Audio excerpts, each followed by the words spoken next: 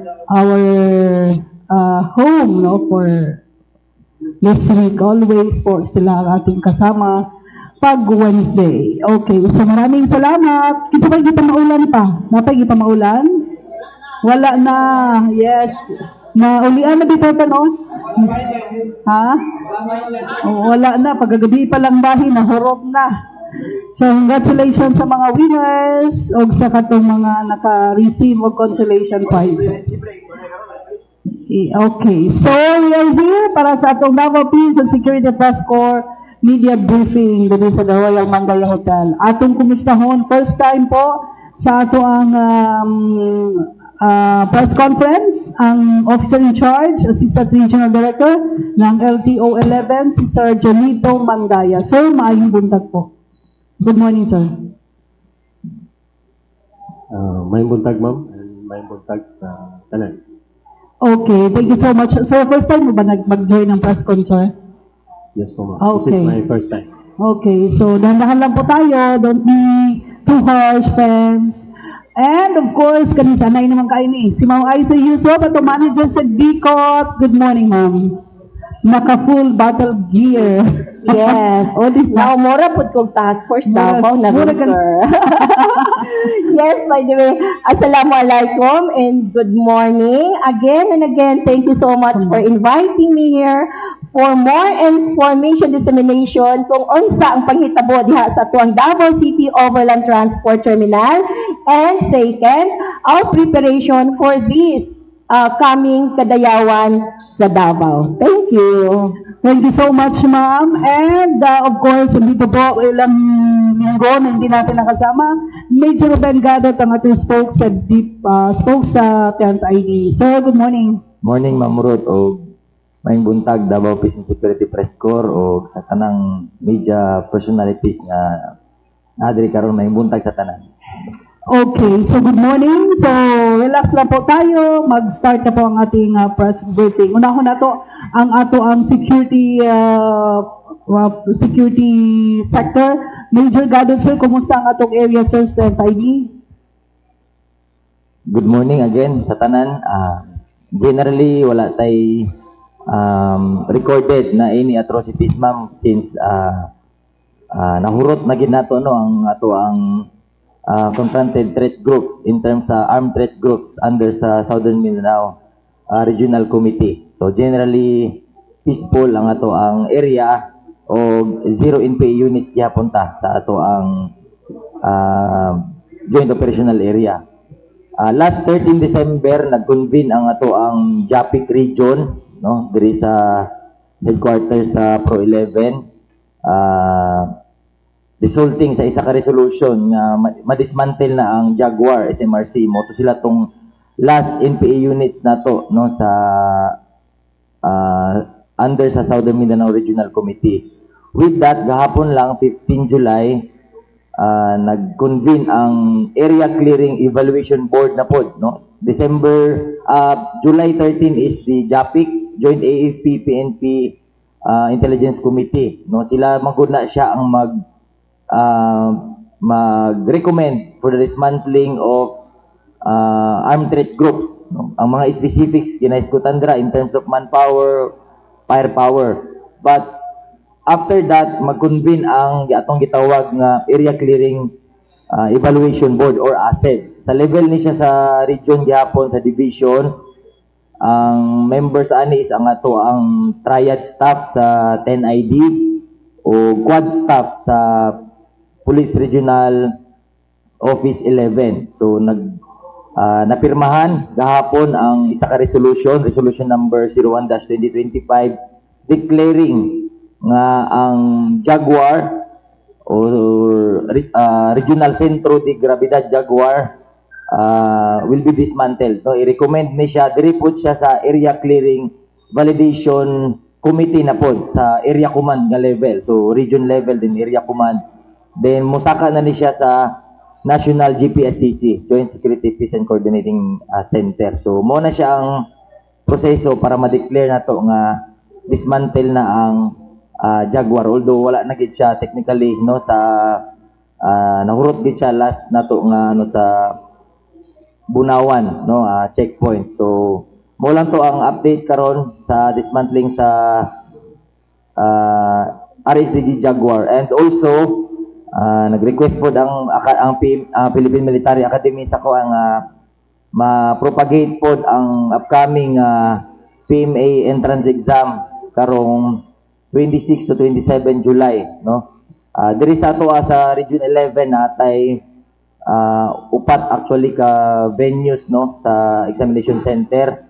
Ang Emilio Ramos National High School sa ang Lyongto diri sa Davao City, sa Tagum ang USEP, Tagum Mabini Campus, sa Mati ang Davao Oriental State University sa Mati Campus, o ang sa Digos National High School sa Digos City po. So upat, although naapod siya sa Surigao City, Bayugan, Cagayan de Oro, General Santos City.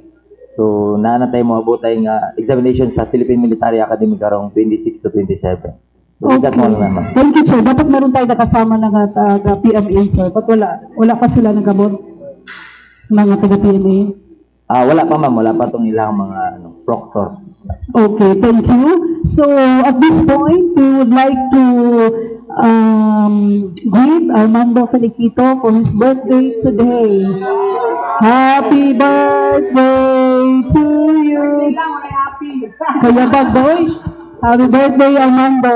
Yes, it's his birthday today. Ayan. Okay. Ma'am Aisa Yusuf, ano po yung pwede natin ma-report this morning, ma'am? Mga kaganapan dyan sa Dicot. Yes, we are happy to inform the public nga ang ato ang Davao City Overland Transport Terminal na anay free Wi-Fi access, no? And that is for free. So mo na ay nakanindot because kita na sayod nga karong panahon na Wi-Fi is life, di ba? O mangita jud tag Wi-Fi. But anyway, unsaon man nga maka-avail or makasulod ka ni anang imong giingon nga free Wi-Fi access. So the first thing that you have to do is first, go to your setting and select the Wi-Fi. Pahitaon to dito sa setting nato ang Wi-Fi, then find and connect to DICT free Wi-Fi for all. So pagkahuman ni ana, ang atong i-open ang ato ang browser, then ato ang i-click ang agree. So, maka-start na ka og surfing ni ana. So, ing-ana lang siya ka dali. Actually, it's a 30 minutes na paggamit nimo. Then after that, kung gusto paghapon kang mo gamit, i-disconnect nimo, then mo connect na pod ka para another 30 minutes. Mao hapon na ang balik-baliko nimo kung diha ka naglingkod sa ato ang terminal. It's because ako na sayod na importante gyud kay nino for mag 15 years na nagdumala sa ato ang Bico Terminal. Daghan jud kay mga pasahero nga magpalud kay mahudtan og data kay mo kontak sa ilaha mo ingon nga naabot na sila diri sa ilaha sa Davao City, or it's either magpasundo sila. So mao na nga makaingon ta nga dako gyud kaayog tabang ing ato ang free Wi-Fi access karon diha sa ato ang Bico Terminal, ma'am. Okay, ang question, gaano po, how fast, how speed ang atong internet connection, ma'am? Kaya basig magtuyog-tuyog po, dyan naga-download, upload lang. Yes. Honestly, how we are under observation karon, but we have a maximum data to consume nga 1 gigabytes. And ang internal speed niya is 100 megabytes per second. So, ing-ana ang kakusgon sa ato ang Wi-Fi diha sa terminal. Pero the Wi-Fi is under control of the Department of Information and Communication Technology. What do you mean for that? Kanang pwede na nilang sila ang naga-control ni ana kasi basig abusohon po sa uban nga kanang mo-download sila og mga games o unsa ba diha, which is maunay makapabug-at no sa data and maghinay ang ato ang access sa moong Wi-Fi. So gina-control gahapon na sa DICT. Actually, it's why I am mentioning the Department of Information and Communication Technology, because actually that is their program nga gihimo ta nga partner ang city government of Davao, and naay mga areas diri sa ato ang city government nga maoy naka-avail nga anang programa. So isa na ta diha sa ato ang Davao City Overland Transport Terminal, and I am very happy for that. It's because ang ato pong DOTR, I think po ako nasayop no through sa LTFRB, gina-require na po karon ang tanang mga terminals to have a Wi-Fi access. Murag sa iyo po yata sir na nga memorandum no sa LTO. So at least kita na po dere sa ato ang Davao City. Nauna na po ta nga wala pa tayo na-receive nga kanang mga memo for that. So daghang kaayong salamat DICT and the City Government of Davao for all the full support diha sa ato ang Dico Terminal.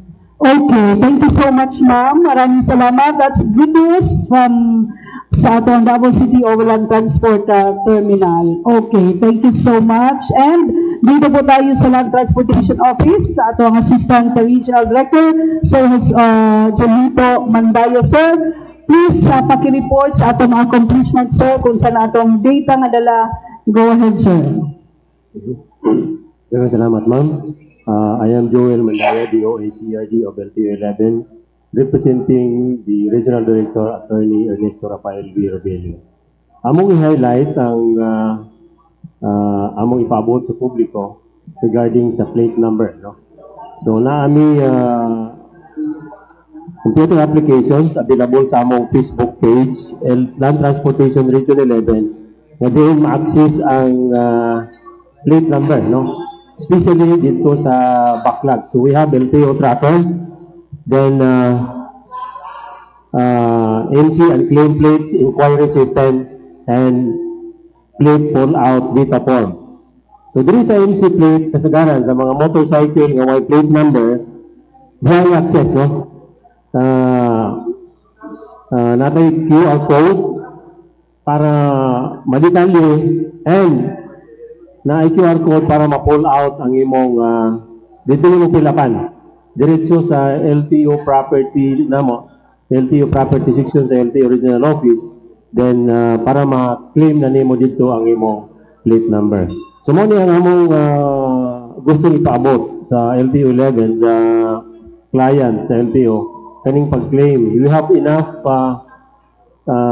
plate numbers, supply of plate numbers. As a matter of fact, during the press con of our DOTR Secretary Vince Dizon and acting Assistant Secretary Attorney Greg Powa Jr. yesterday, that the problem of backlog plates is already solved. Okay, so mga ilan, sir? May ilan bang plaka ang dapat kunin pa or nasa office ngayon? We have enough supply, ma'am. As katong mga client ko pay plaka, please access our Facebook page, Land Transportation Regional 11, no? Facebook page. Na dito ang guidelines, na dito ang computer apps link, no? Na para ma-access nimo, para ma-pull out ang imong plate number. Okay, so even yung mga sir, for four-wheel vehicle, available na rin? Yes, available. We have available plates for four-wheel motor vehicle. So in short, wala na tayong backlog? Wala na ta. Wala Solve na. na. Solve na. Kaya lang, ang problem is, i-claim sa dapat sa mga clients, sa mong regional property section. But kung later on, kaning through sa pull-out data form na mo, ipadala na mo sa mga district offices across Davao region, dito na i-claim sa mga tagiya. Okay, so sige sir, thank you sir. Aside from that, katong accomplishment nato sa atong mga apprehension, sir? We will highlight our, before to the apprehensions, we will highlight our special projects, no? So, ang special projects sa Land Transportation 11 is to address the pressing issues on road safety, no? So we have BOSS, the Barangay Outreach and Support Services Project. This is in partnership with local government units, especially barangays, in which we are rolling out 4 component services. Number 1 is a free theoretical driving course. Number 2 is issuance of student permit. Number 3 is renewal of driver's license. And number 4 is renewal of motor vehicle registration. So what to make mga barangay, cluster of barangays, or mga munisipyo for these services, no? Mag-outreach me dito. We have a service team coming from district offices across Davao region for this purpose. So in effect, we will be lecturing our clients, labi na tungo pa yung mga lisensya, more on road safety lectures, and before sila ma-issuehan of student permit. Number 2, a special project is the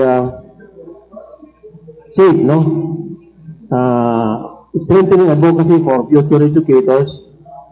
So, partnership with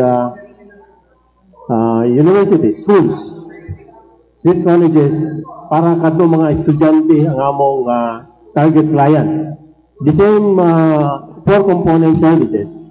And outside of BOSS and SAFE or other groups, we call it PASADA, the Drivers Advancement Advocacy, among the same components. More or less, these are inclusive services nga among i-roll out all over Davao region. So ang among intention is to minimize road crashes occurrences.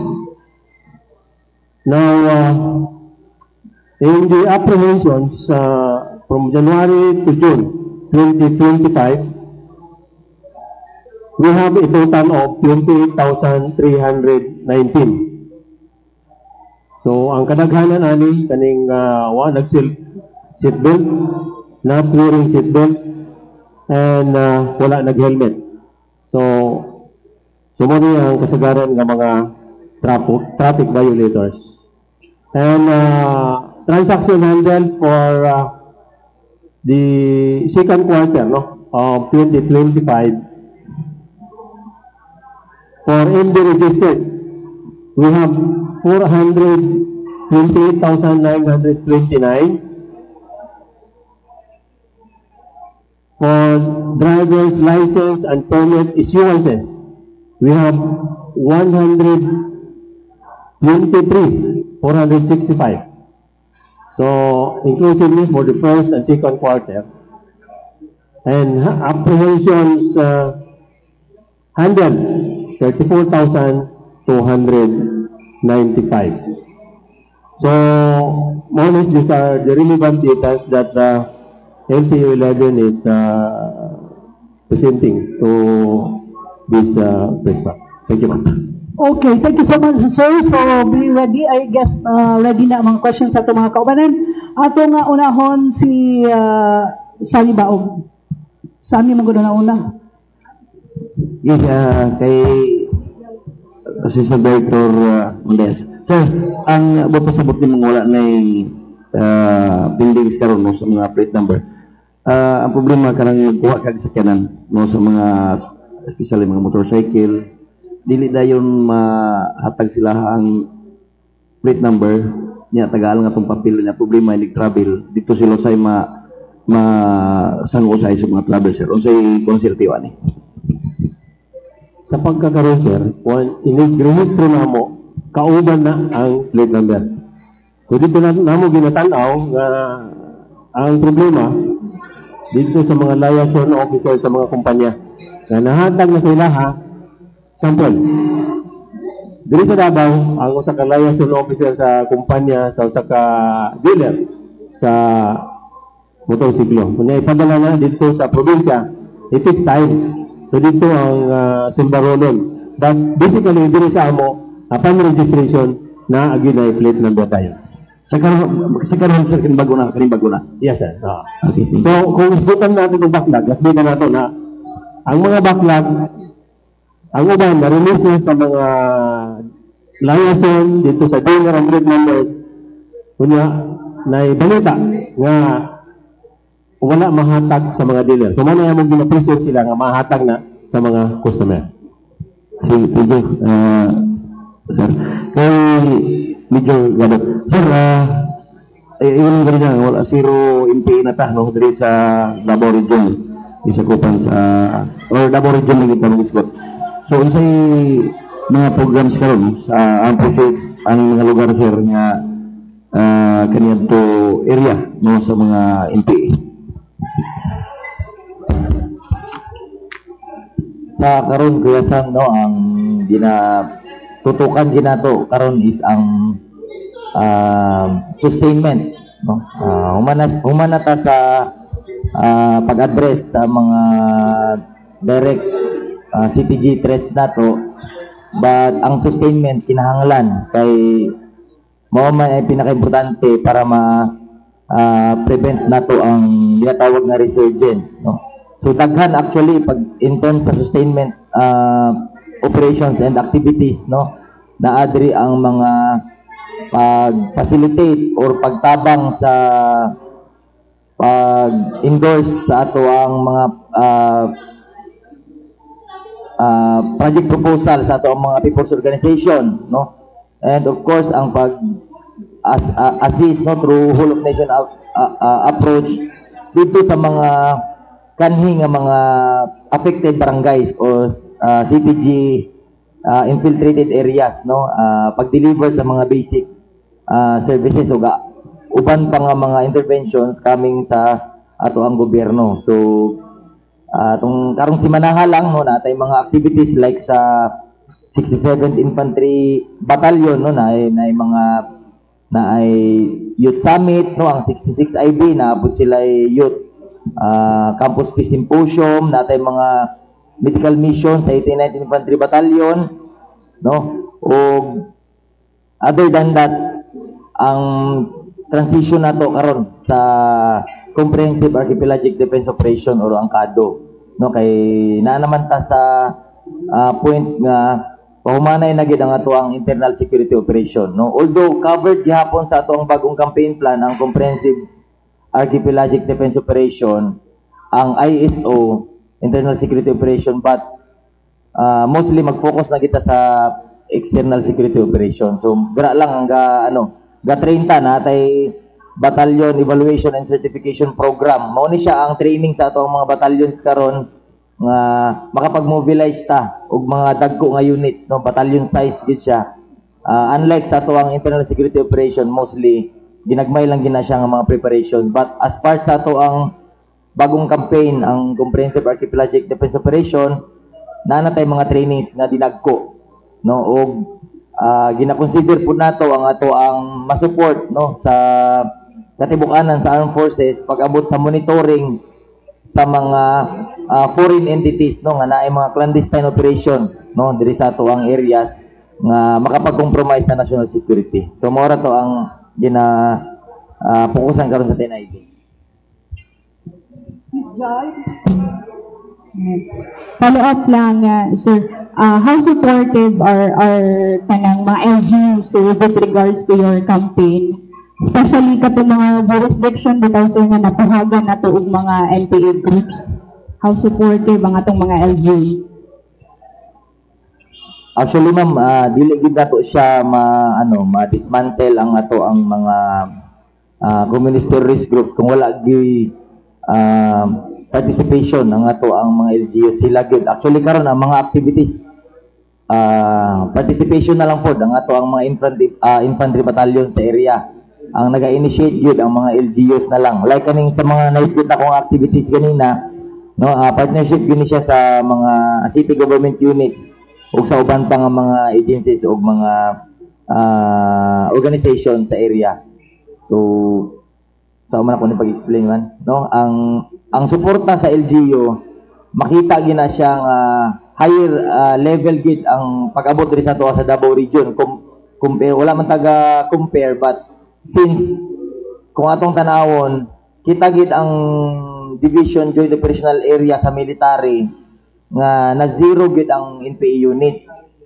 So sa tibuok Pilipinas ni siya kung ginamin, no, although na ay mga regional committee nga na dismantle, ang isa ka division na to diri sa western part sa Mindanao, but in terms sa area gid nga wala na NPA, sa 10ID gini siya. So dira na to makita ang level sa dedication o commitment sa ato ang mga LGUs sa pag participate gyud diri sa pag-conference sa threat mo nang nahurot ginato sila. So LGU ug ang ubang whole of nation gid siya.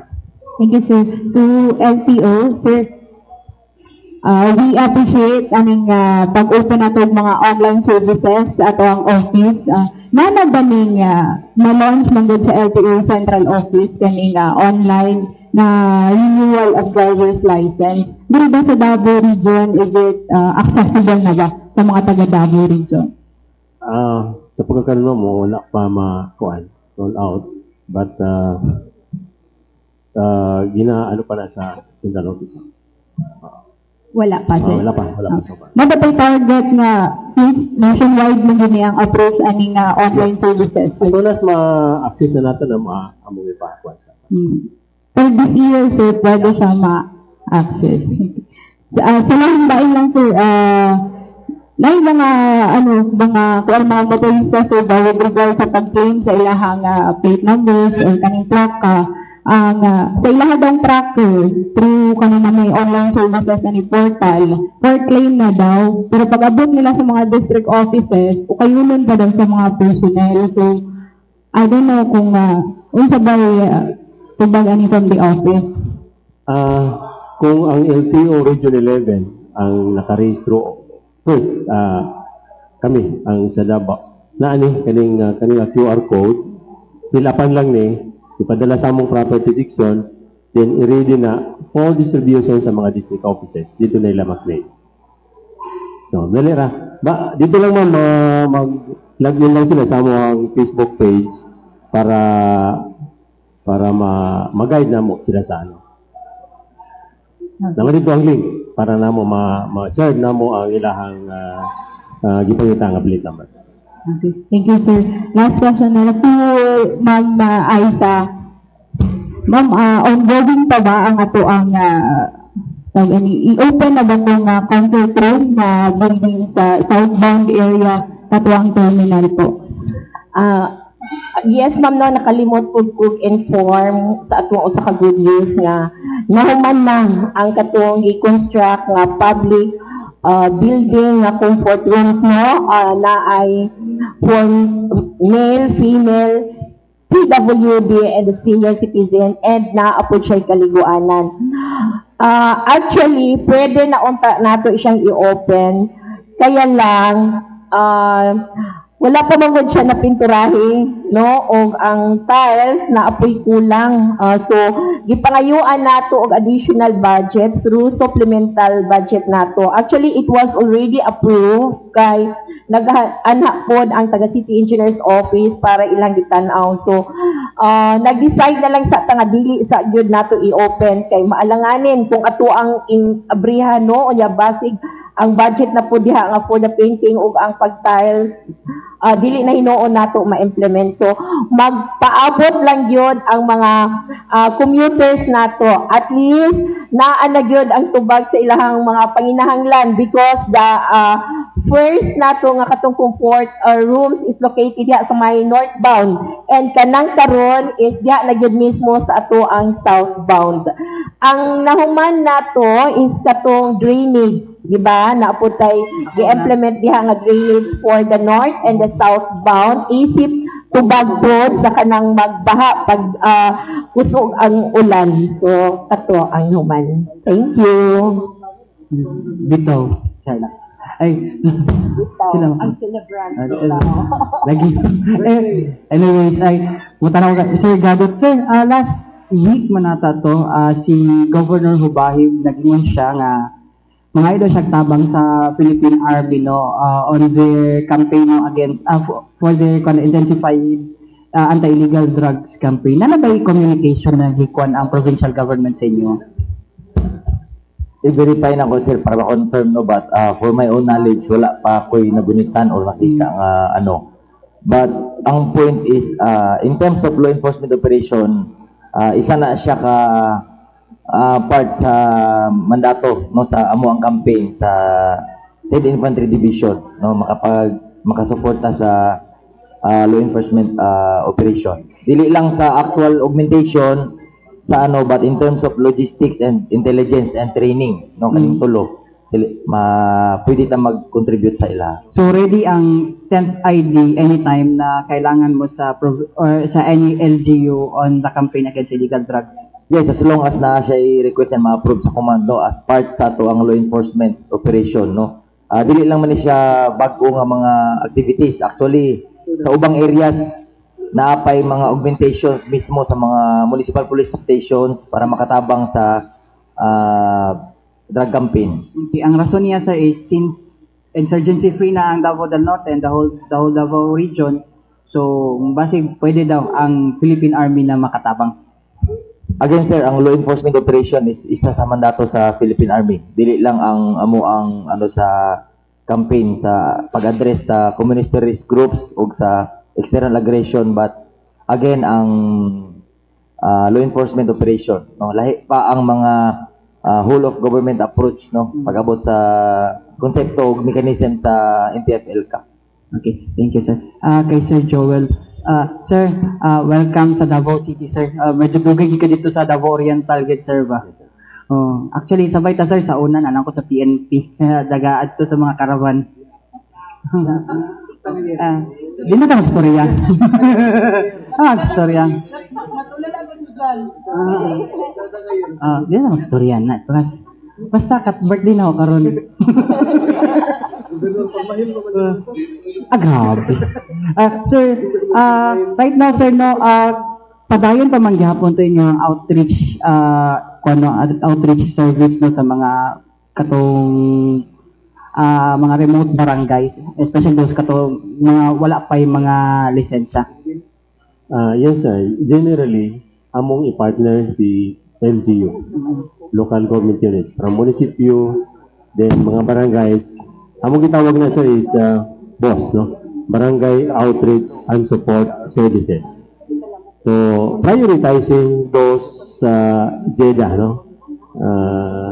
Geographically isolated and disadvantaged areas, especially IP communities. So dito ang nagtago itong way mga rehistro, way mga lisensya, and mo na makakontribute kasagaran o kanini ang road crosses. Silenti kayo mga kumpleto, mapakalabo kabalo kung sa mga traffic rules and regulations, kung sila ay mga contributor sa road crosses.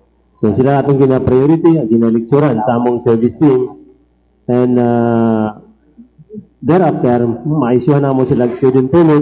Kung wala pa, una na sila lisensya, makarenew lisensya, and marehistro ang ilang mga sakinan. Libre ba niya siya, sir? For the information of everyone, libre ba niya siya or naibayad? Naibayad siya. Ang free, katong pag-lecture lang. Theoretical driving course ang libre. The rest, bayad yun ang client. Okay, sa ba usually nagabayan, especially sir, for example, katong mga habal-habal drivers, sir, no? Murag, wala man dyan sila kanang ikakaya pa, no? So, kisa ba nagabayan usually sila? Sila, mabayad siya. Sila ba?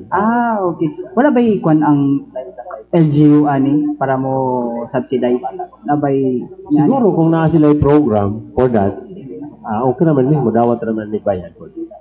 I think, sir, last time katong kaning RPSP, kaning Revitalized Police sa Barangay is nabud sa lingon ani nga program. Padayon po ba sila nagka-coordinate for... Ang RPSB,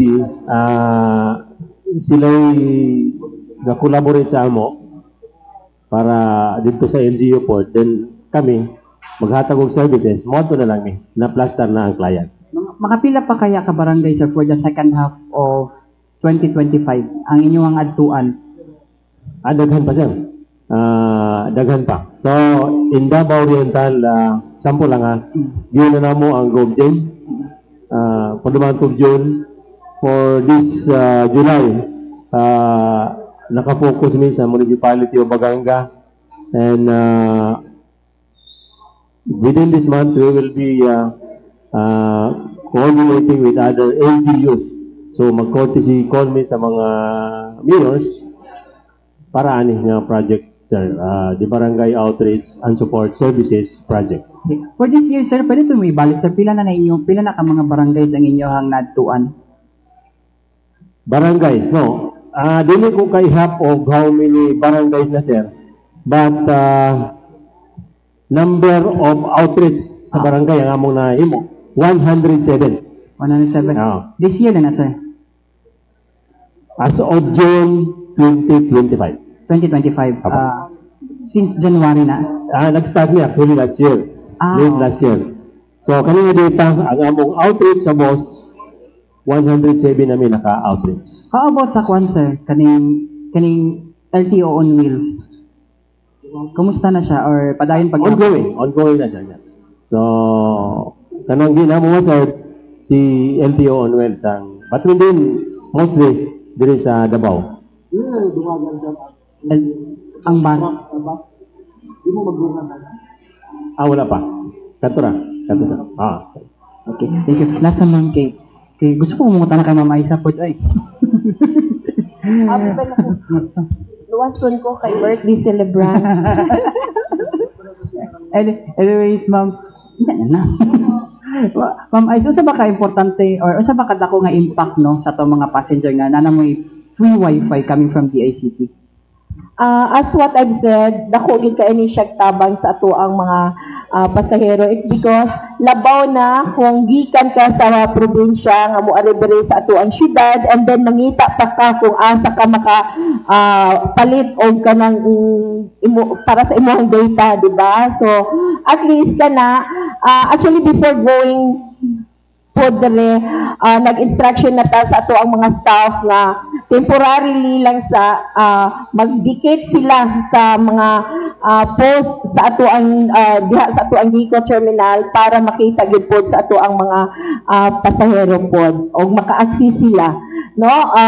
Second, gusto magud pod nako mahibal-an, that is why nga permigid na ako karon gina-inform through media information or dissemination kay gusto po na ako mahibal-an kung tama na ba or dapat pa ta magpadungag o kanang iyahang kakusgon o sa sa speed sa maong ato ang wifi diha. Ma'am, mga pila kaya ma'am, nabay na siya limit ma'am kung pila ka buok lang ang makaka-connect?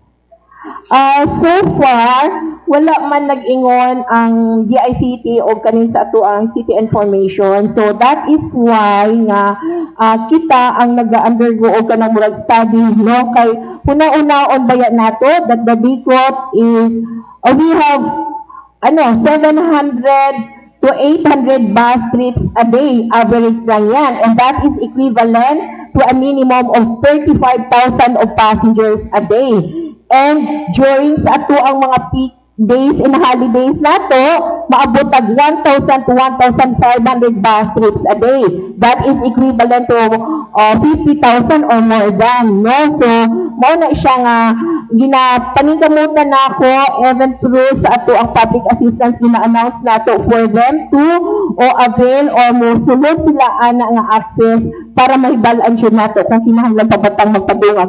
Actually, that is for the south and the northbound area. Pila na gani ang limit gani ma'am sa ilang usage?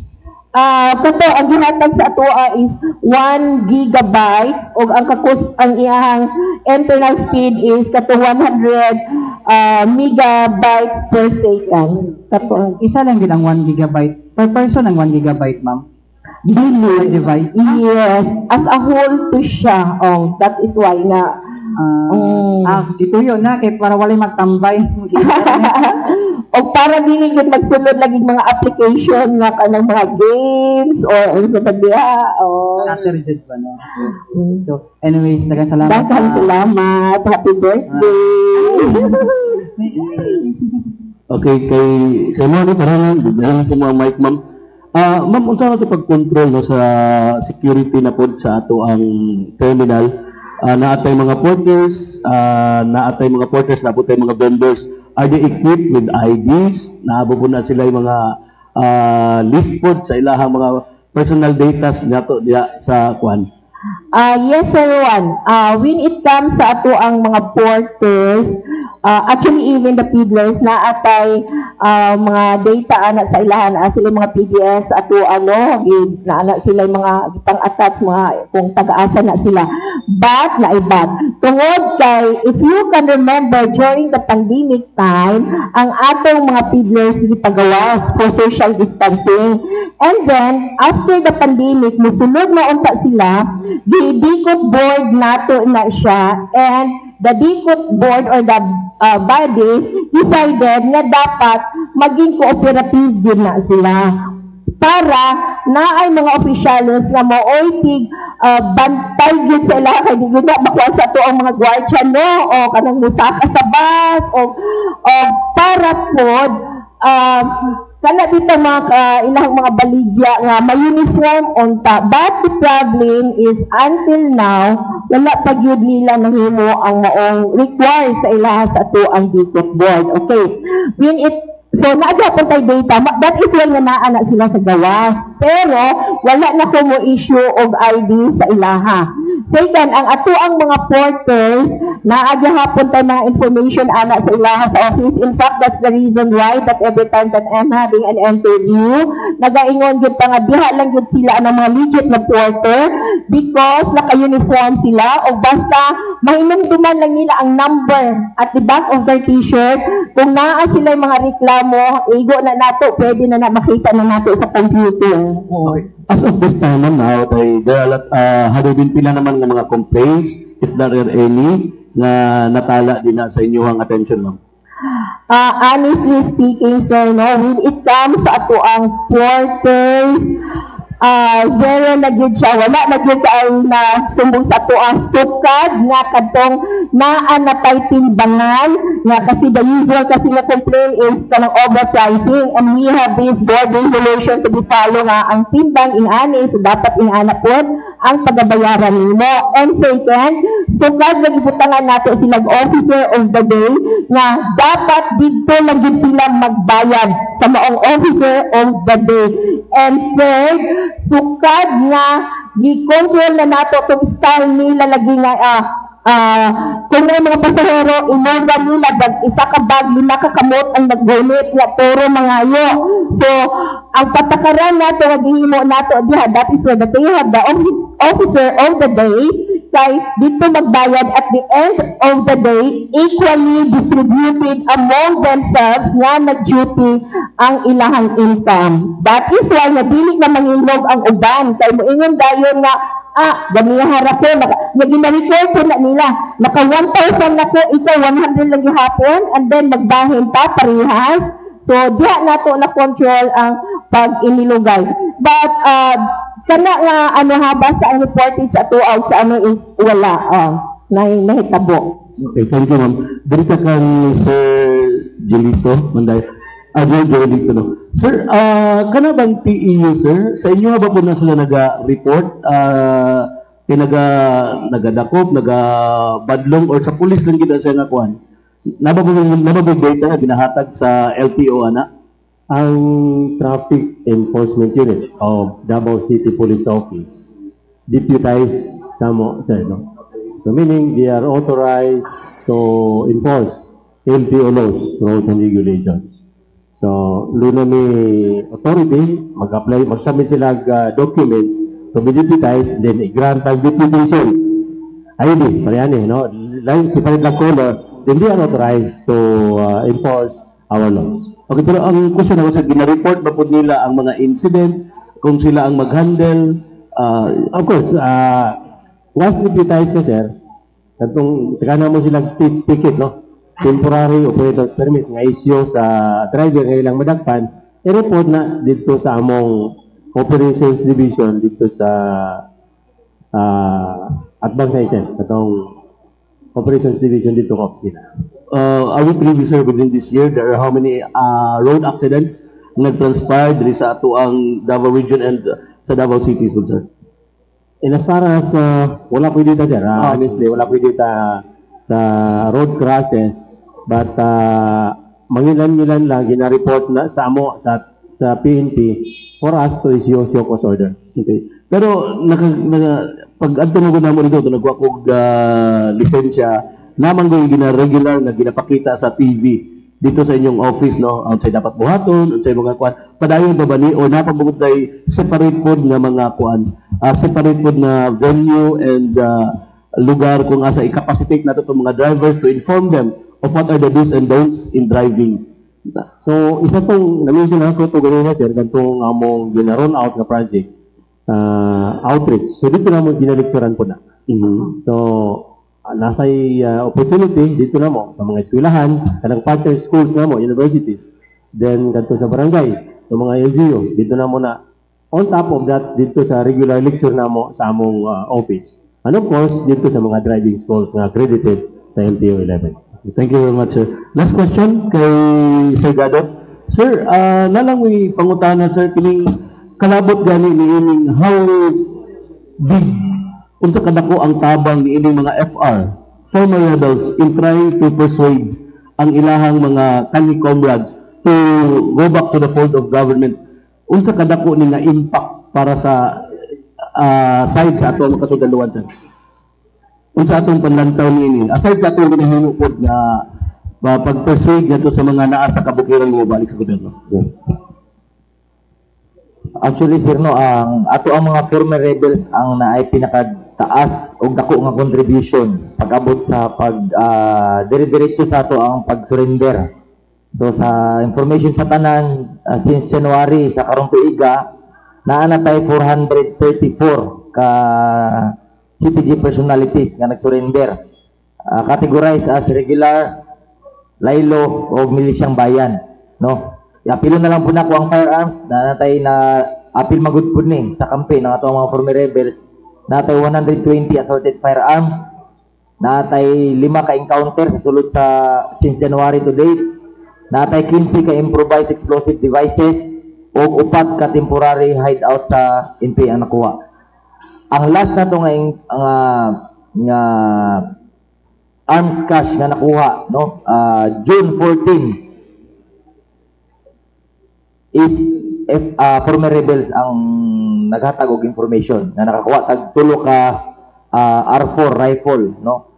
So aside from that mo ang gisgot na ko ni mga surrenderies kay sa ato ang campaign sa identify, locate, engage, co-op og transform sa ato ang mga brigades kung asa ginalinyahan nato ang mga former rebels nga nagalaylo kay na-explain na nato tong niaging mga presscon nga sila ang naay pinakataas og potential or probability nga ma-recruit or malinyahan na pod kay tungod kay dati na silang mga former mga CPGs nga naglaylo lang. So sila ang naay pinakataas og chance nga ma-infiltrate na pod or malinyahan na pod. That's the reason nga gina-identify, gina-locate, gina-engage nato sila para maunhan na to sila kuha bago ang mga mo infiltrate ang makakuha sa ilang CPGs. Sila po ni ang nagatudlo sa toa kung asa ang ilang uban pa nga mga former rebels nga wala pa gyapon formally nag-surface or nag-surrender. That's the reason nga natay 400 plus although less than 10 gitong remnants nga itong nakuha itong niagi but sa likod ana na mga laylo nga 400 plus o mga regular members nga nakuha tungod na siya sa FR. Okay, last question coming from my end. Paunsa ang kinabuhi because we have discussed nga naay ni surrender, naanay zero na ta insurgency, no, there is ato ang region. But how is the life katong mga kuan nato former NPAs, kini mga former rebels nato, kumusta karon ang ilang kinabuhi? Had there been an opportunity for them to continue their schooling? Naabay oportunidad sila nga maayo nilang kinabuhi and then naaba sila trabaho na when they return to the fold of government, gitagaan ba sila oportunidad para manginabuhi economically mabuhi sila? Yes, nindot sir no kay very ano ni siya complex kay ang question no. So generally speaking ato lang ano kay dili na ko may isa-isa. We have 3,103 FR since 2016 no. But kung ato ang tanawon, ang una nila ka benepisyo is sa katong mga nag-surrender nga gikan sa bukid. Kung atong kumustahan nilang kinabuhi, sigurado gid nga buhi na sila. No kay dili na sila ma-encounter sa ato ang government forces in during operations. sa mga naglaylo, dili na sila patago-tago, no? Sa mga kaso under sa Proclamation 404 sa atong amnesty program, ma-apply sila sa ma-exempt sila sa ilang mga kaso. So mo na siya. Aside from that, sa katong mga nag-surrenders, dili man pud tanan gusto magpanarbaho. Naman po'y gusto lang mubalik lang mo po yung malinawon sa ilang mga communities. Naapoy mga natabangan nato pinaagi sa mga project proposals kaya nga to ang mga former rebels na ay mga mahatag ang ato ang aside sa package of assistance na ang ubang agencies like DOLE, DA, no? Nana sila yung mga DSWD mahatag ng mga sustainable livelihood program or sa DOLE nana sila yung mga ginahatag na or gina-aprobahan nga project proposals.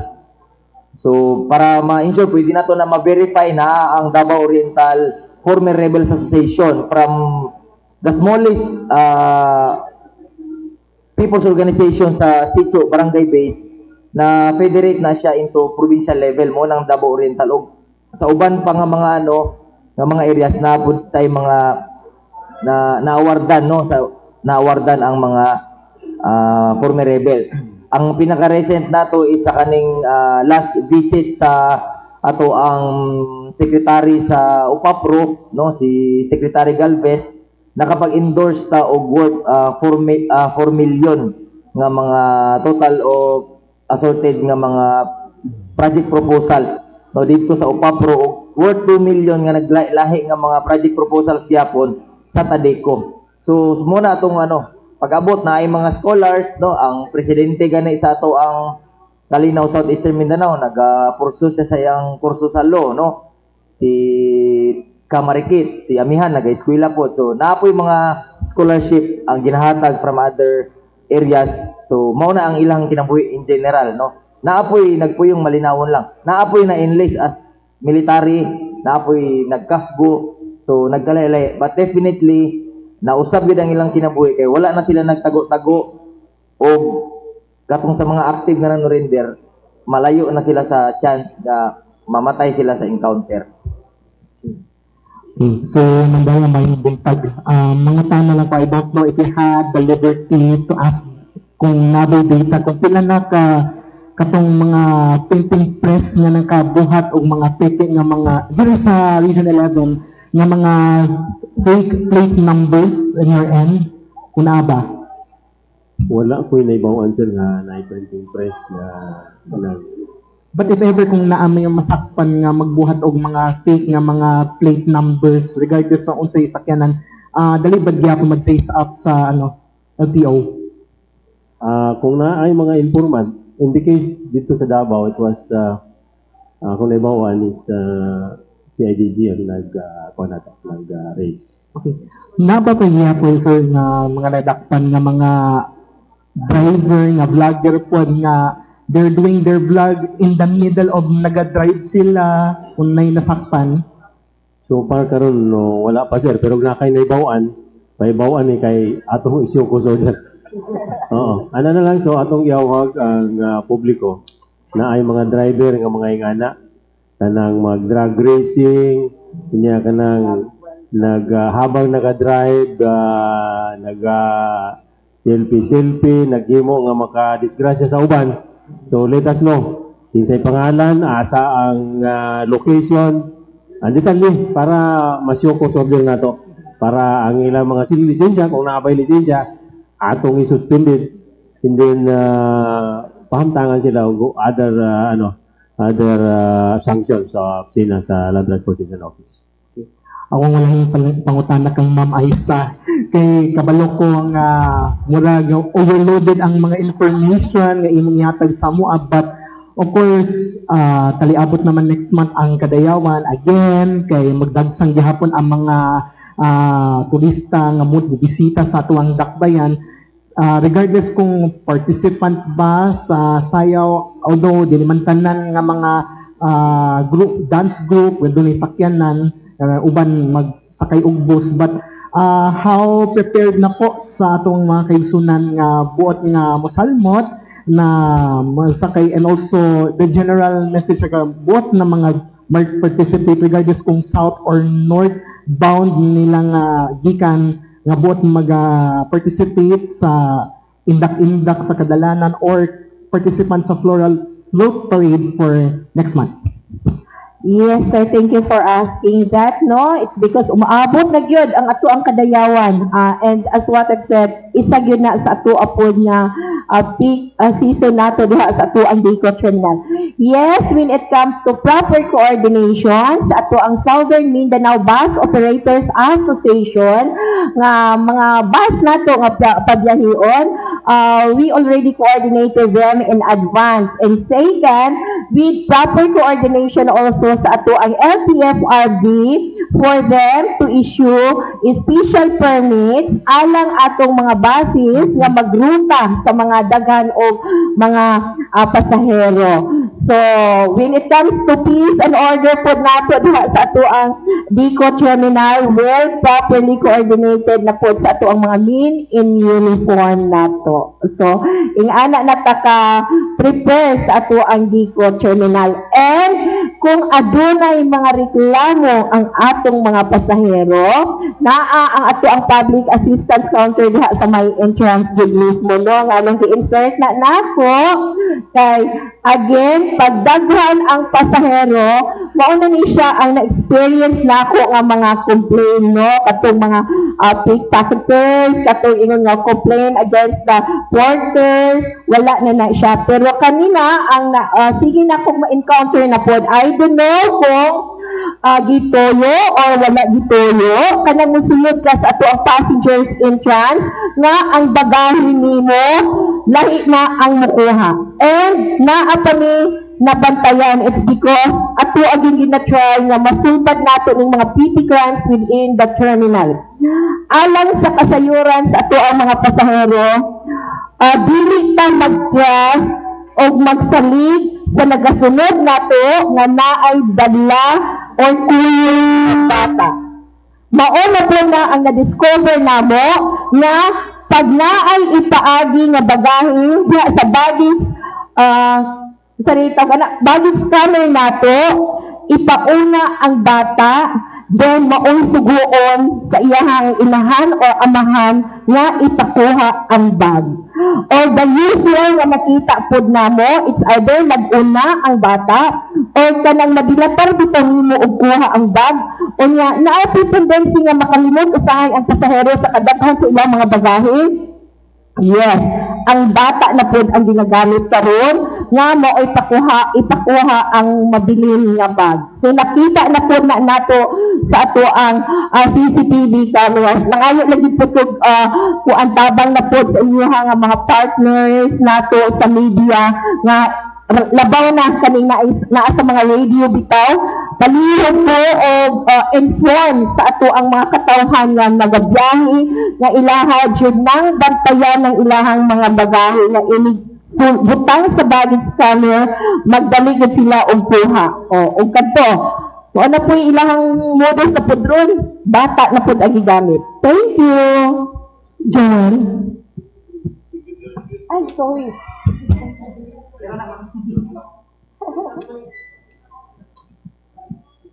Thank you. Okay kang Major Gadot. No? Sir, kaning nakapokus naman ang AFP sa external defense. Kung saan na ito ma-utilize ang kani po mga former rebels para po sa or naba po mo yung plano no, na i-employ ang ato ang mga former rebels para makatabang po din naka-aspeto.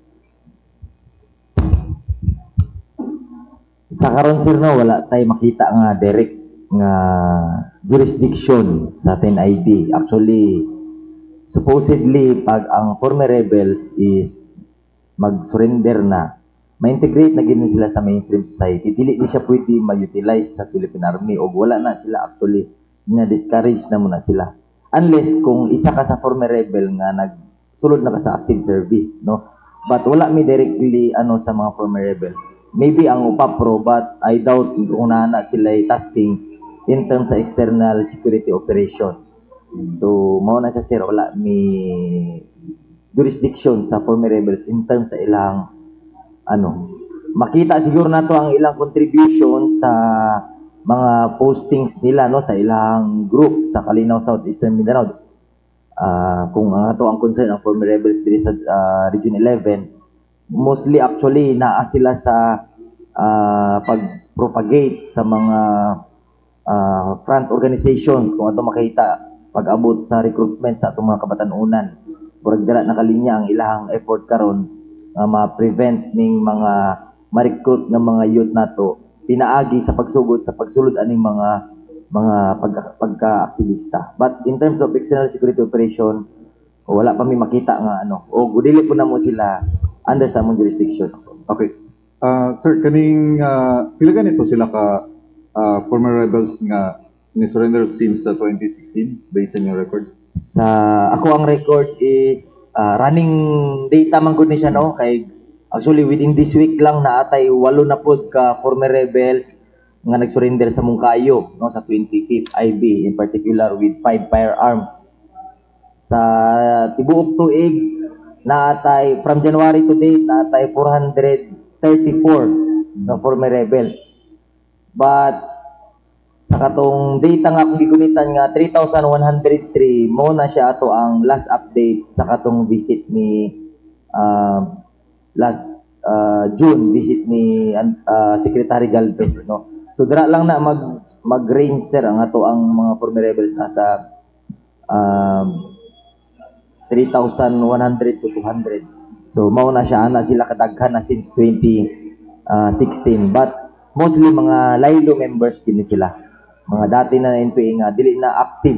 Pag mo taglaylo wala na gid na siya nag-appeal nga nag-aalsag pusil nga na-threat no nagpuyo na siya but taas kayo ang nga mag-NPA ulit na pag napasagdan. Mo nang kita ang ginaunhan nato ang mga CPG nga malinyahan sila otro. Sir, pila out of 3,100 pila dito ang nisulod pagka-CAPGO o kaya pila pod ang nisulod pagka-sundalo mismo? Kay nibala na mo daghan man day mo mga gidawat pod no nga nay mo sundalo. Isa-isahon siguro na ko sir no ang 2022 na atay tulo ka nagsulod sa regular service, pulo ang nag-CAPGO. 2023 walo ang nag-CAPGO, 2024 tulo ang nag-CAPGO, 2025 natay tulo ulit nga nag-CAPGO. Wow. So, kung ato paging balikan paatras no, 2021 medyo daghan sila pulo ang na enlist gyud sa regular force, 14 ang nag-CAPGO. Then 2020 tulo ang nag-enlist sa regular force, 21 naman pud ang nag-CAPGO. 2019 duha ang nag-enlist sa regular force, 17 na po ang nag-CAPGO. Then 2018, upat ang regular force, 15 ang CAPGO. 2017, isa ang regular force, siyam ang CAPGO. O lastly, 2016, isa ang na-enlist sa regular force o duha ang CAPGO. Wow, daghan. Isa-isa na ko kay wala Yes, naka-recap. So, thank you sir ha. Prepared man day kay ka. May nakita lang. Natay record actually. Okay, sir. Salamat kayo, Major, no? Diri ko kang Ma'am Aisa. Ma'am, na-curious ko atong gisulti ni mga bata ganina ba, pero muhangyo lang ko niya, basig pwede may makakuha og video atong sa CCTV ninyo. O i-allow mi nimo nga gamit or bisag picture lang amo i-blur para mapakita na to. Anyway, okay. Ma'am, kaning ako naibalan, tungkol kinakasakay ko sa una, from Manila to Davao and vice versa, nagbiyahe ang Philtranco o kaning Metro Shuttle. Niugong karon sa social media na another bus company will deploy or build a bus, long-haul bus from Davao to Manila. How true ang information, ma'am? So far, wala pa ko'y na-receive or wala pa ko'y nag-apply diha sa ato ang Davao City Overland Transport Terminal nga mosulod diha sa ato ang terminal.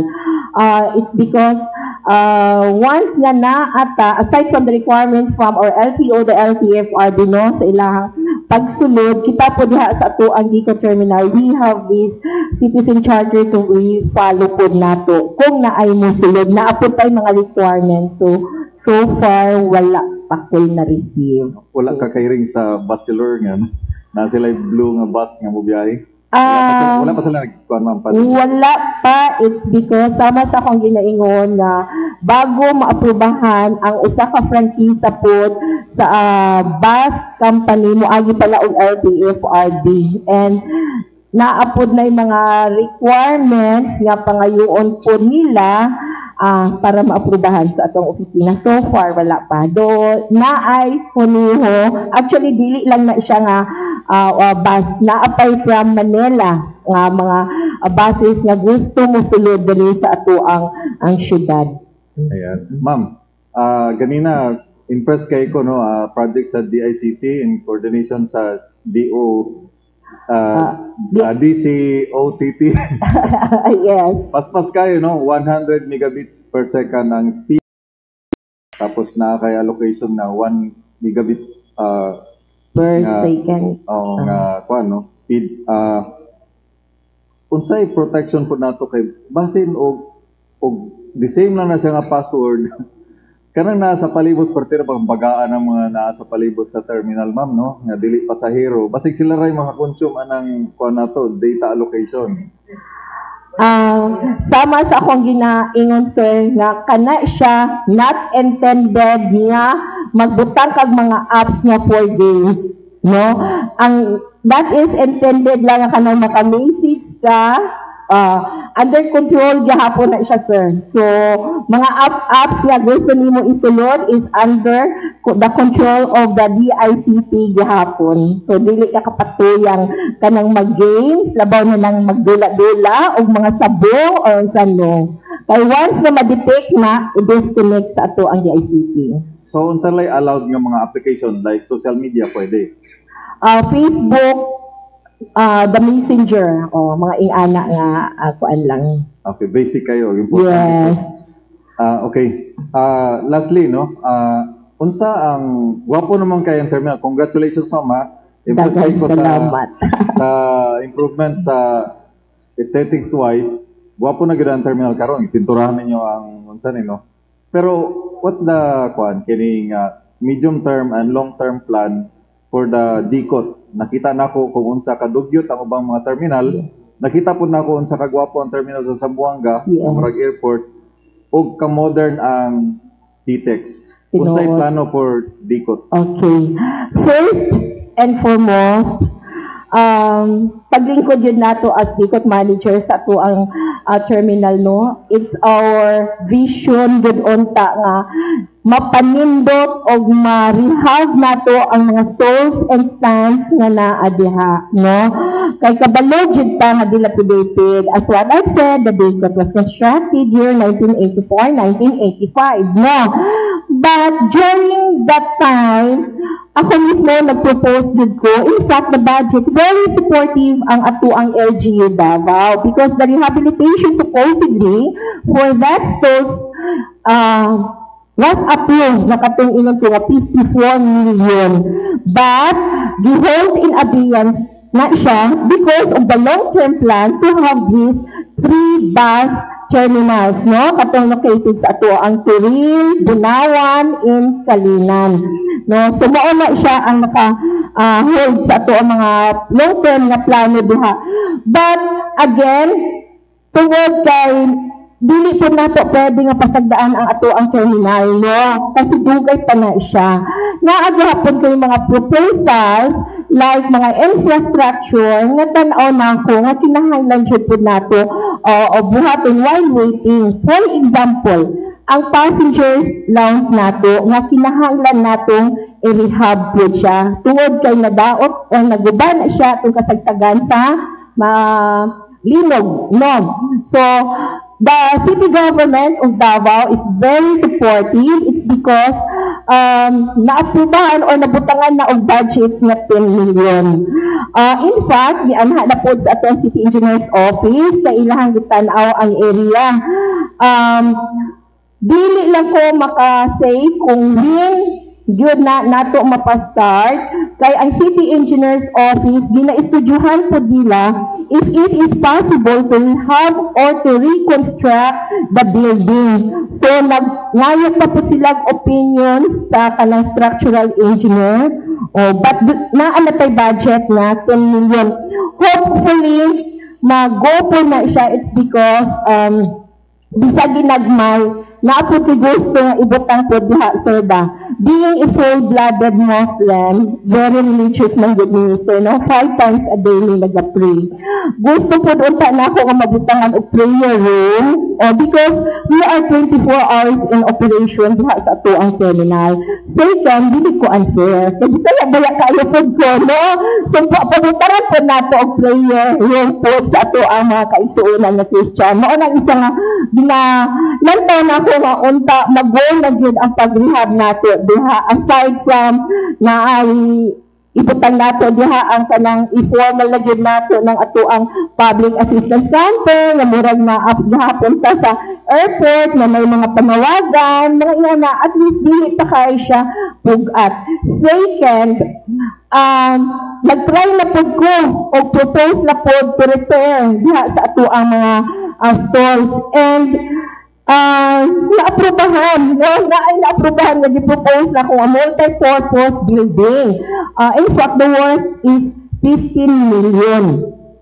Supposedly, diha unta na ako ibutang anang na pinatayan, no? But, wala na ako nag-go. It's because naghangyo si Attorney Dwight Domingo of the City Bus, kaya siya manggod ang chairperson sa technical working group, no?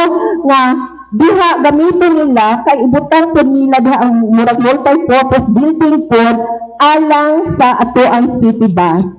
Actually, this is according to Attorney Dwight no nga bisag wala pa siguro na abot the city government nagpalit og pulog man yata to ka buses nga ato ang city bus. So diha nila ibutang na sila ibutang nga opisina po.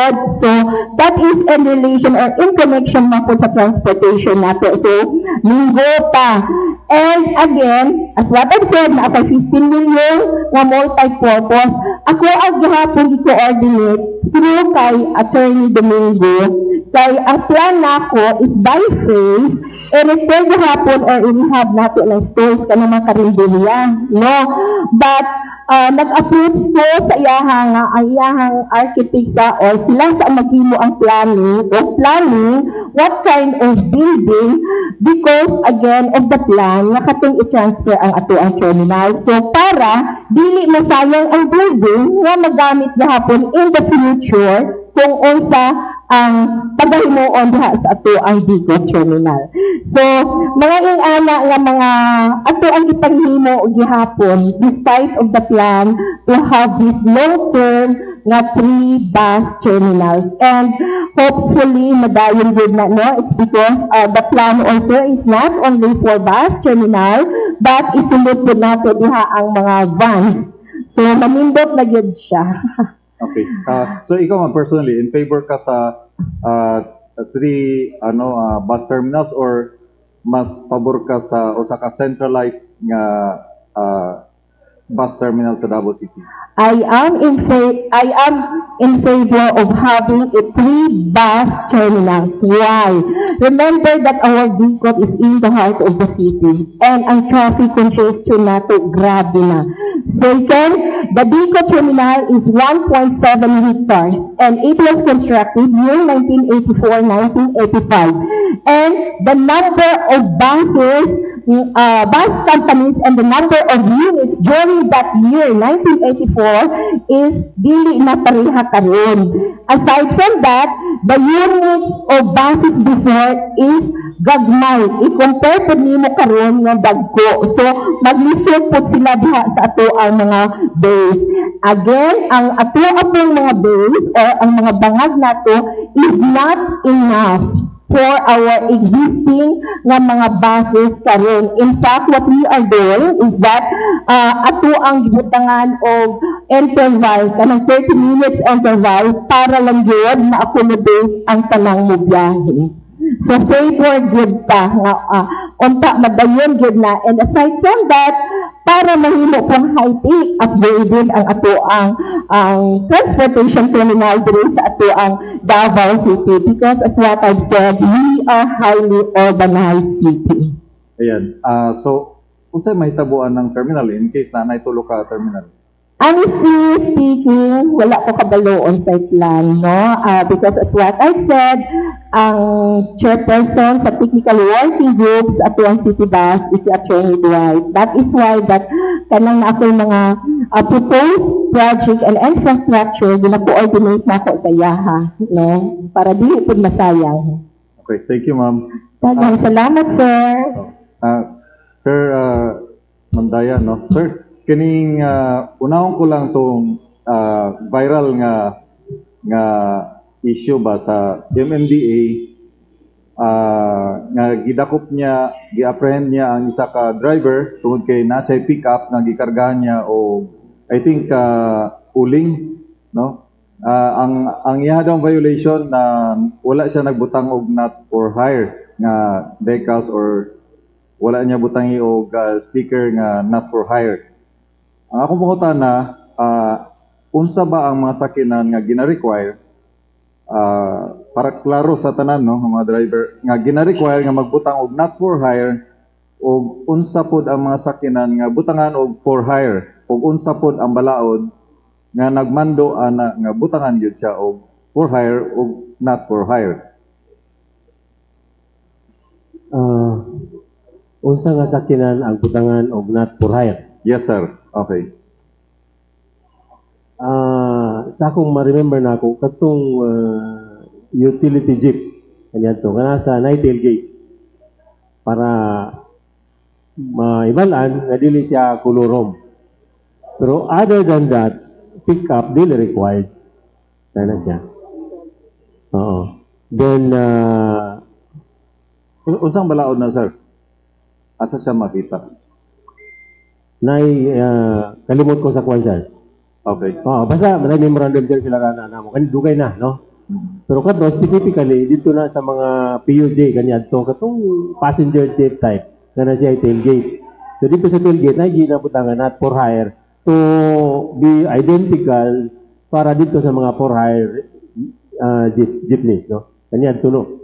All other motor vehicles dili na required nga butangan pa og not for hire nga markings, no? And ang for hire, usually, ma-identify naman nimo na yellow, ang plate number, appearance pa na, no? Naman sila yung mga partisa. Yellow ang plate number. Clarification lang, sir, imong giingon is katong mga public utility jeepneys ba to, ang not for hire, or private nga murag jeepney lang? Ingana ang design, no? Ang titawagan na body configurations. Oo. Katunay tailgate ba nga butangan dito nga not for hire para ma-identify sila nga kani mga sakinana private. Okay. At is klaro. Another, sir, last May naghimo og operation ang LTO versus aning mga nagabaligya diri og mga surplus from Japan nga ginagamit nila, ginabaligya nila nga right-hand drive, and I think na ay na-confiscate ang LTO sa inyong operation atong mga panahon na, no? Unsa pa gyud balaod nato, sir, kay kadaghanan aning mga gitawag nila loaf bread or transformer nga mga sakyanan, convert man lang na sila from RHD to left-hand drive. So, unsa bay policy nato ani kay pertindaganan ni, sir? And na-register na pod sa ambot og asa nga area nga LTO, na-register ning mga sakyanan ni. Ingani, sir, una-una, ang kanang mga surplus dealers, they are required to be accredited by LTO. So meaning, dili na ma-accredit ni LTO if without business permit from the city government, in the case of the city of Davao, or municipal LGUs. So, pasabot na sila business permit, na sila accreditation, legit ang ilahang negosyo. Okay. So, in the case of display of right-hand drive motor vehicle dito sa ilang mga yarda, that's against the law. Hindi na pwede. So kato siya, mo to inyong ginapang confiscate. How about aning mga di-convert na nila, sir? Allowed ni siya? Conversion of technically it can be allowed because kung i-convert na sa accredited rebuilder ni DTI, so meaning kung i-convert na from right hand to left na i-consider ang safety, that can be accepted for registration. Alright. Wala tayo in cap diri, sir, no? Pero sa imong gi-mention ka ganina kung naay makuhaan og video, naay mapicturan nga violation sa traffic rules, pwedeng i-report sa inyo, ha? Halimbawa, ako nag-video ko diya sa dalan. Nakuhaan ako karon og video nga reckless ang isa ka driver kay naggamit siya sa iyang cellphone while naga-drive. Pwede ra ba nga i-email na namo sa inyo, ha, or i-send sa inyo ang messenger or itag mo sa Facebook post nga dili na kinahanglan nga mo appear ko dito mag-file og formal complaint? In ani man gud sir, para strong ang atong kuano, para mapahamtang nato sa iyang silo. Tapos for due process po sa hingtungdan, credible ang atong pag-report. Una, siguro, ikaw nga tagiya sa video, nga na-picturean nimo siya o na-videohan nimo siya nga illegal ang iyang gihimo, ma-identify ka na mo, ma-reach out ka na mo, para paghatag og show cause order aning tawhana, ikaw ang maka-testify nga kani ingani. So kung without any maglisod pa ni. So the best kung naa ka nga tagiya sa video, tagiya nga imong i-document ang iyang illegal nga activity, mas maayo. Okay, thank you very much, sir. Okay, ubay-ubay gid to. Especially kuan ba kana special request ang LTO ni Joel. Okay, so wala na ang question. Ano pa last question? Okay, ma'am, kanan Aisa kay sa akong ate Aisa. Yes, po. Ayun nga po ni ate. Tingala sila nga ni ate ko. Ma'am, kanini ang dili kadaliha ba? Mura doon ay nakalimta na to. Atong prayer room, and then chapel, for the Christian brothers. Ang atong mga breastfeeding mothers. Actually, existing na ang ato ang breastfeeding room. In fact, sa una katong grabe gyud bitaw ang higpit gyud og inspection. The Davao City is awardee yata ni anak. Oo. So naa na ang ato ang breastfeeding room. Direct sa kuan, ma'am. Ang ato mga porters sanctioned by the DEC Decot Management. Actually, sir, they have their own officer and then nagarekomenda, gina-endorse nato sa ilahang officer pag naay mga reported sa atoa. So it's the officer mooy naghahatag sa ilaha og suspension. Naay na sila gina-follow na lang sila. Yes. If ever dunay complaint. Yes. May t-shirt, may ID. Kasi sa ID nila may BCOTP na ano? Yes, gi-issuehan na mo na kang giingon sir nga gi-issuehan nato sila para ma-monitor gyud nato sila and for us to have their identification na kung ikaw mo reklamo, ang pinaka-importante atong number nga kung ikaw mo reklamo, enough na nga mo ingon kag naa to'y number 1 nga naa sa iyahang ang t-shirt. So, pag open nato sa ato ang computer, tuwa na ang iyahang personal data. Naa ang picture nila. Moto nga, ano dyan nato sila para makita ninyo maubag yun ni ang tawhana nga ato ang ano. But, as to the sanction yun niya, ato ang gina-endorse sa ato ang officialis nila. But, naa sila'y talisiya pagsunod na ako diha, I think, nabikot board to siya kay naamantay file ato. Most of the complaints lang, coming from the passengers, ate yun. Most of the complaints coming from the passengers. Yes. This one, I don't know, nakaabot sa inyong office.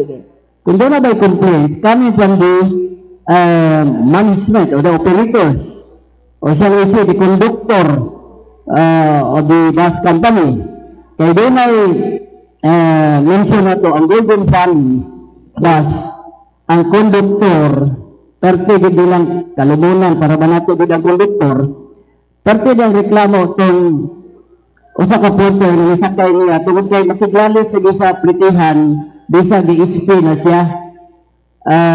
Pati makiglalis, pakita nag-ID itong porter. Nagtanaw mo lang ko kay doon sa bilingkuran, nagpakita na sa ID, arrogante kayo. Yung conductor in town, pati po diyan explicar nga, naka-SP naman ka sir, wala may labot na yung ID. Yes. Oo, dili masada passes. ID man na. So naka-SP ka naman. Pati na reklamo, sabagay, nagbayad siya, pati na bagulbol kay porter lagi daw siya sa Eculan Terminal. Unsa imong ano ma'am, address to the porter nga nagtan-aw karon namingaw. Yes, kung ning report lang yun unta tong conductor sa ato ang opisina, we can give an action to the porter, no? It's because kung naamang gani siya gipakita nga ID diha, that is not a guarantee, no, nga pwede siya maka-avail because dili man na siya SP na ID. That ID is intended for their identification as a member of a porter. O katong ingon ko nga para pag naay complain nga mahibalan kung unsa ang number nila. And gina-confiscate magud pod na sa ilahang officers once nga naa na sila yung mga sala. That is why nga naa na. But the purpose is not for them to avail the SP. So wala lagi mo doon ang maong kuan kay kung doon ko sa ato sala gyud supporter, wala gyud siya katungod. Sige lang ate kay nangimot po pag kuan ato pag-suggest sa conductor. Next time, ako na i-suggest na moreklamo na sa management. Maski gagmay lang na pero pero mag-abuse man na nga ang ID ng mga porter, mura delivery na lang kahalo sa bus company na isakyan mo. Imang gabitin. Diba? So, next time, ato maski gamay lang na ato nag-action. Yes, in fact, right after here, Kuya, thank you nga imahamang itaabot sa ato. It's because dili po ta makabalo sa daghang mga muloko, walay musumbong sa ato. Right after, maabot na po ta sa ato ang terminal, mahimo na po ko aming stewardess na mag-paging na po ko sa ato ang public assistance counter, informing the stakeholders nato nga dili na nila gamiton as pang-ispi nila o para makadungog po ang mga bus controllers and canvassers and the bus operators nga dili na siya for that. Sigurado lang po ating ang bus company is Golden Valley Transport, yung nag-biyahe papuntang Davao de Oro, Davao City. Thank you. Thank you po tayo, Kuya. Okay, so with that, maraming salamat sa ating mga guests. Sir Jolito Mandaya, sir, sa LTO 11, thank you so much. Mabuhay po kayo, sir. Ma'am Aisa Yusuf, maraming salamat, ma'am. Salamat sa mga update. And of course, si Sir Major Ruben Gado. Thank you, sir. Mabuhay po tayo na. Wala na kayong mga party shots, sir. Basig na pa tayo mga pahimang, no? Go ahead, ARD. Atong giawag ang among client sa Land Transportation Office Region 11 to log into our Facebook page, the Land Transportation Office Region 11, para dito makita ang link para maklaim ang mga pending or mga backlog plates para mahatag namo. So na dito tanan so that it's either mapadala namo sa mga district offices ang inyong mga plate numbers or i-claim ninyo diya sa property section sa regional office Kimpo Boulevard, Davao City. So, daghang salamat. Thank you so much, sir. And Ma'am Ay, salamat kayo, ma'am. Again and again, daghang kayo salamat sa pag-imbitar ka nako karong adlaw sa atong press conference. Daghang kayo tag mga information dissemination nga maipaabot nato sa ato ang mga katawhan. Ikaduha, thank you ato ni Kuya no. Pag adunay mga reklamo ang ato ang mga pasahero, please lang gyud report it immediately diha sa ato ang public assistance counter or diha sa ato ang security guards, diha sa atong task force Davao or kapulisan para maabot sa ako og mahatagan dayon nato og action. Third, atong gihangyo ang ato ang mga commuters to follow the policies and guidelines, the ordinances that we are implementing diha sa ato ang Davao City Overland Transport Terminal. Daghang salamat. Thank you, ma'am. Mabuhay po kayo, ma'am. And Sir Gadot, Major Raben Gadot, sir. Yes, ma'am. Thank you sa tanan. And once again, sa mga anak, igsuon o relatives na nag-range ang edad sa 17 to 22 nga willing mo take sa challenge no sa pagiging kadete sa Philippine Military Academy. Karong 26 to 27 July na atay entrance exam. Dili lang ni siya dito sa mga naka-apply gyud regular application sa online. Pwede ta mag-walk-in, no? Magdala lang tag mga initial requirements. Sa tanang details, makita na to siya sa Facebook page sa Philippine Military Academy. Narito ang mga requirements sa walk-in applicants. Daghang salamat. Thank you so much, sir. And mabuhay po tayo lahat. Salamat for coming no, sa ato ang press conference din sa The Royal Manday Hotel. Thank you, Manday Hotel. Maraming salamat. Mabuhay po kayo. And God bless us all. Thank you. Good afternoon.